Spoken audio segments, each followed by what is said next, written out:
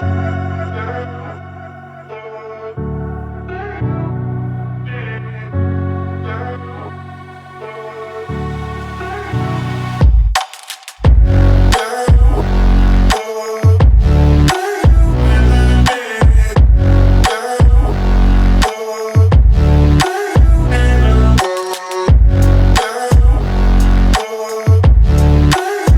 here with the lead singer of the first ever Christian heavy metal band from Japan. They are called Imali Tones, and let me tell you, they are incredible. They are not, I'm not just blowing smoke, I'm not just saying that. They're so good. The lead singer's passion for the music and for Jesus Christ is infectious and so inspiring. I'm truly honored to interview the lead singer of this amazing band that you will find out about called the Molly Tones. They are phenomenal and a Christian warrior group that spreads the gospel to anyone who will listen. So, without any further delays, let's get into it. Would you please start by introducing yourself, where you are from, and telling us about your amazing music? My name is Tak. I'm from Japan, obviously. I'm originally from Aichi Prefecture, a small town in Aichi Prefecture. Now we live in Yokohama, which is a city close to Tokyo. And I started my band like it's actually hard to say when it started, but my band Imaritons was formed back in 2004, I think, and several years later, in 2008, I found a faith in Jesus, and we started to play Christian music.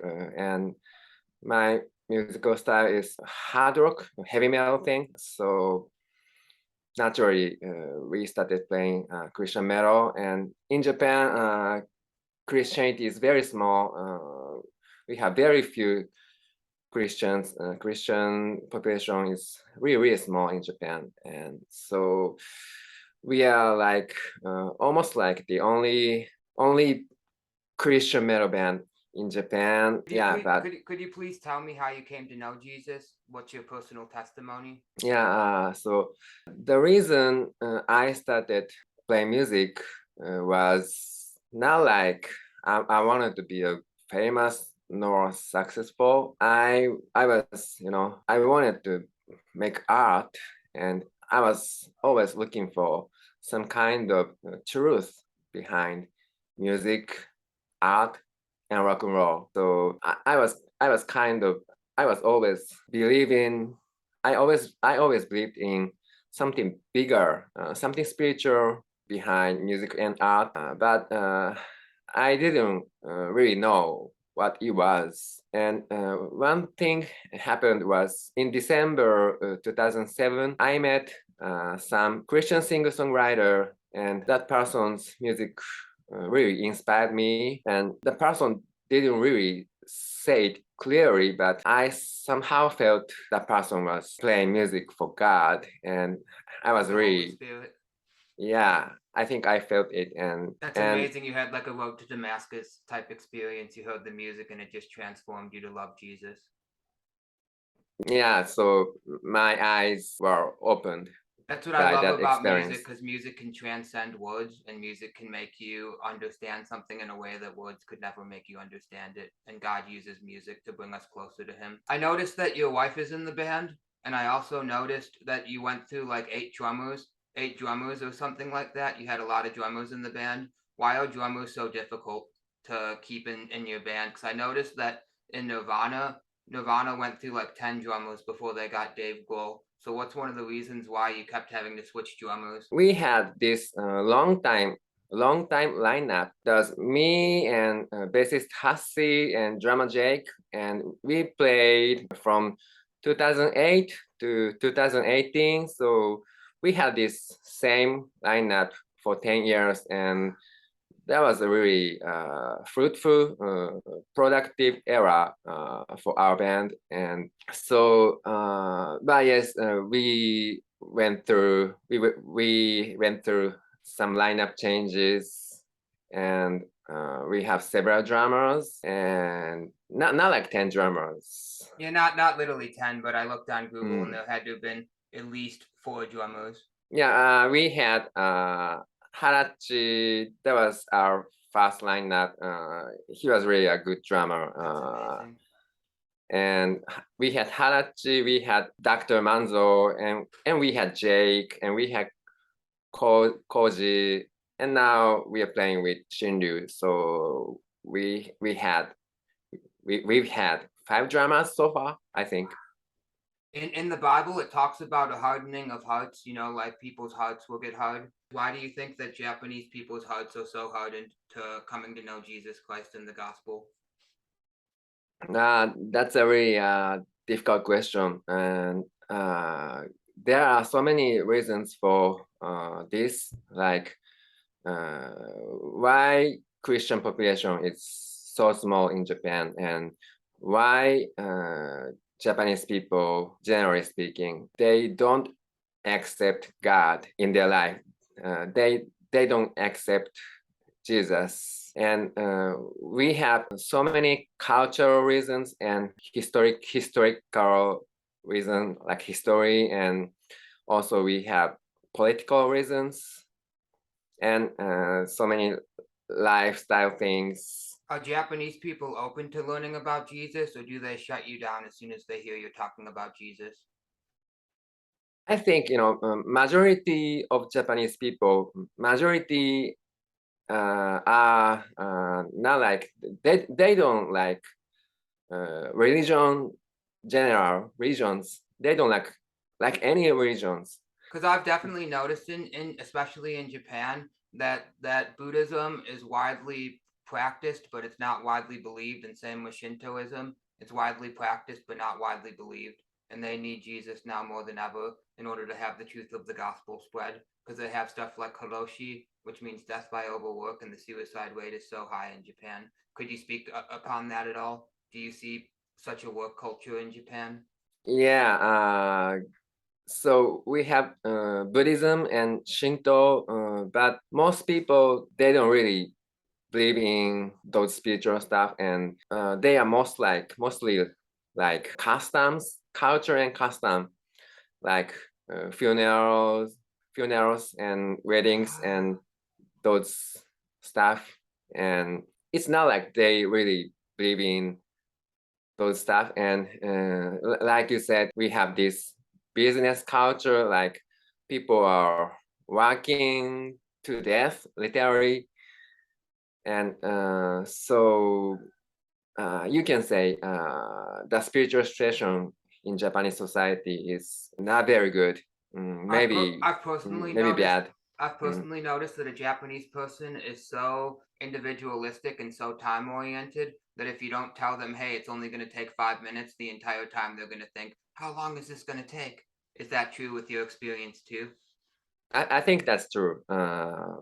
And so yeah, very individual, and people, especially in a big city, people don't really communicate. They don't talk to each other. I think main thing in Japanese society is business and making money. So I actually believe the biggest region in Japan is business. Could you please talk about a little bit about evangelism and how you would approach a Japanese person to talk about Jesus? Evangelism. Do they allow you to do they allow evangelism in Japan, or do the police kind of tell you to keep moving? That's a really hard part. And of course, we have some churches and missionaries in Japan, like missionaries from overseas, like missionaries from the United States. We have some of them. And what would be your tactic to approach a Japanese person about the gospel? Those international churches, they are doing, many things like teaching English, or international community is kind of appealing for some people, and they are trying to reach out. Sorry, my English. That's okay. I think is really limited. I think it's really hard to reach out to Japanese people because Japanese people oftentimes don't say "I love you." They don't. They don't say "I love you" a lot. So to tell them about the love of God, especially when it's a one God, it's really hard for them to understand, especially the love of Jesus. So how would you communicate the love of Jesus to someone who doesn't even express love to themselves? Because I've noticed that oftentimes when people are separated from their parents a lot, it makes it really hard for them to love Jesus. And in Japan, I've read online that sometimes children see their fathers for 1 hour or less a week. So if they don't even have the love of their dad, how can they know the love of God? Would you say that's true?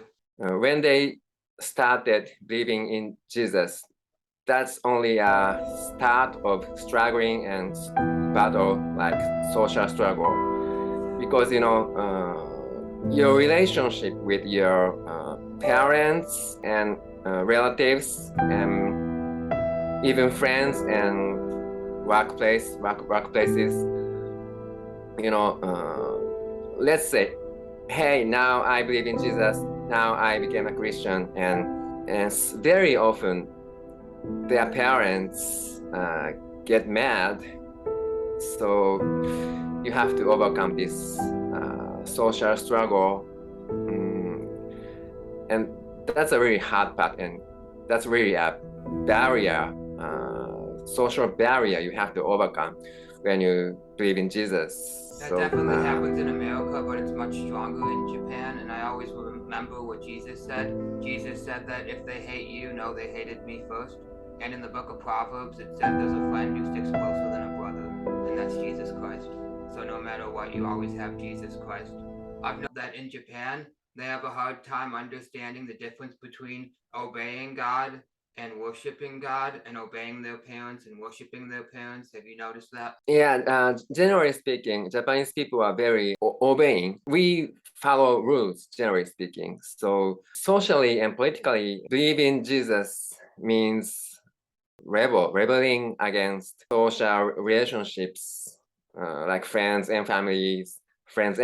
And so for most people, unless you are very lucky, you have so many things to lose when you become a Christian.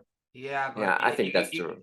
What does it profit to gain the whole world but lose your soul? And that's what Jesus Christ said. And once you gain Jesus Christ, you have an eternal hope waiting for you in heaven. And even though you might not always be happy, the joy of the Lord will get you through any situation. And I truly believe that.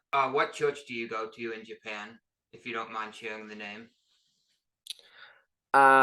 Currently, me and my wife are going to a classical type local church in in a small town called Rokkakubashi in Yokohama. Pastor of the church. Pastor Kato. I'm interested to see if you play worship music at your church. Currently, no. Did you ever ask and tell them you wanted to play? We had this church we used to go to, and that church was really small, but was really awesome. And we play lots of music there, but that church is already gone. And after that, we kind of like visiting this church and that church, and kind of still, wandering around. I hope to be able to plant a church in Japan, and if I ever plant a church in Japan, I'm gonna hire you to be the worship leader. Were you ever baptized as an adult? Yeah, me and my wife were baptized. Do you remember who baptized you? That was Pastor Kunisawa in Dallas, Texas, actually. Oh wow, in Dallas, Texas. Yeah, do you know him? Pastor who? Pastor Kunisawa. Yeah. He's the one in the Fort Worth church, right? Yeah, it's funny, but we were baptized in Dallas, Texas. Wow, that's amazing. I wish I could have met you. Back in 2009. Could you please tell me about your grandparents and what they were like when you were a kid? Did you often visit your grandparents, or are they Christian, or are they still alive? My mother's parents, because my father's parents, they passed away really early, so I don't really remember them. But yeah, when I was a kid, we often went to visit my mother's parents. That is my grandparents, and I think they were typical local Japanese grandparents. Yeah, grandparents. So like typical Japanese cultural background. So that's awesome. They were regular, normal Buddhists, Japanese. Oh, okay. Mm. Do you have brothers and sisters? Yeah, I have a sister. I have a younger sister. What does Yeah, she think and about you being a Christian? I actually often talk about Jesus and God to her, but she doesn't like it, and she has so many issues herself, and she has her own family, and yeah, some people, some people they don't want to see the truth. They don't want to face truth because that's more comfortable for them. And yeah, I think that's the case for Japanese people. They don't really want truth. They just want, I don't know, They just regular life. want to live their life and not be inconvenienced at all. But one day they're gonna realize when everything else is gone that Jesus Christ is the only thing they need by the grace of God.